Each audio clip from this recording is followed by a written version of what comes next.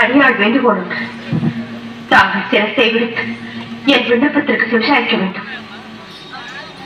தாட்சாயணி அனைத்து உணர்ந்தவள், ஆத்திரப்படும்படி ஏதும் கேட்க மாட்டா என்பது எமக்கு தெரியும். பிள்ளைகள் வளர்ந்து ஆளாகிவிட்டால் பெற்றோர்களுக்கு கட்டுப்பட்டவர்கள் தான். ஆண் பிள்ளையாக இருந்தால் அந்திய காலம் வரை பெற்றோருக்கு கட்டுப்பட்டவர்.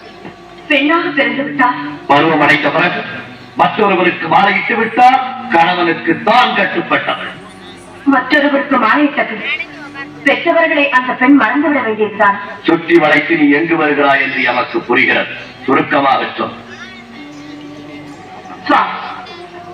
கோபப்பட்டு விடாதீர்கள். மறுமுறையும் மன்றாடி கேட்டுக் கொள்கிறேன். என்ன கேட்க போகிறாய்? என் தந்தை தட்சன் நடத்தும் யாகத்திற்கு சென்று வர வேண்டும் என்று மனது தோன்றுகிறது. உத்தரவு கொடுப்பீர்களா? பிறந்த வீட்டிற்கும் புகுந்த இடத்திற்கும் விரோதம் ஏற்பட்ட பிறகு பெண்ணாக பிறந்தவள் இருப்பதை விட ஏற்பதே மேல்.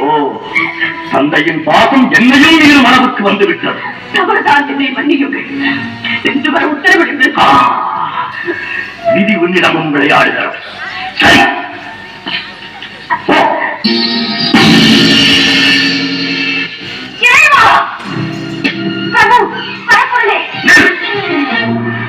எங்கு வந்தாய்? எதற்காக வந்தாய்? எந்த முகத்தோடு என்னை பார்க்க வந்தாய்? என்னை மன்னித்து விடுங்க. பெண்புத்தி பின்புத்தி என்ற சொல்லுக்கு இலக்கணம் கண்டுவிட்டேன். பாசத்திற்காக சென்று பலனை அனுபவித்து விட்டேன். போதும், நான் பட்டு அனைத்தும் மறந்து அடியாரை ஏற்றுக்கொள்ளும். என்னோடு சேர்ந்து வாழும் பாக்கியம் இனி உனக்கு கிடையாது. சோதித்தது போதும். இனி வேதனையை என்னால் தாழ முடியாது. ஏற்றுக்கொள்ளும். உன் இறவை மறந்து தக்கன் மகன்ற பாசத்தால் தவறு செய்து விட்டாய். இதற்கு தக்க தண்டனை நீ என்னை பிரிந்திருக்க வேண்டியது.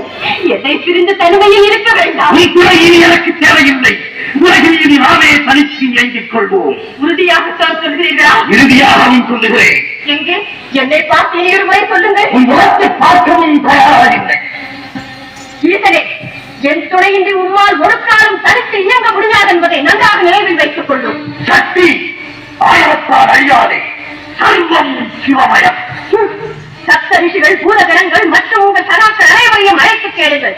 சக்தி இல்லையே சிவம் இல்லை என்று தக்க பதில் கூறுவார்கள். வார்த்தைகள் பேசாதே. சிவம் வாரம் உலகில் சிறந்தது. இல்லை, சக்திதான் உலகில் விளந்தவள். சிவம் இல்லையே சக்தி இல்லை. சக்தி இல்லையே சிவம் இல்லை. சிவம் தான் பெரிய, சக்தி தான் பெரிது. ஆளுக்கு பெண் அடிமை. அந்த ஆணையும் பெற்றுத் தருவது பெண்மை. நீ இன்றி நான் உண்டு. நான் இன்று நீர் இல்லை.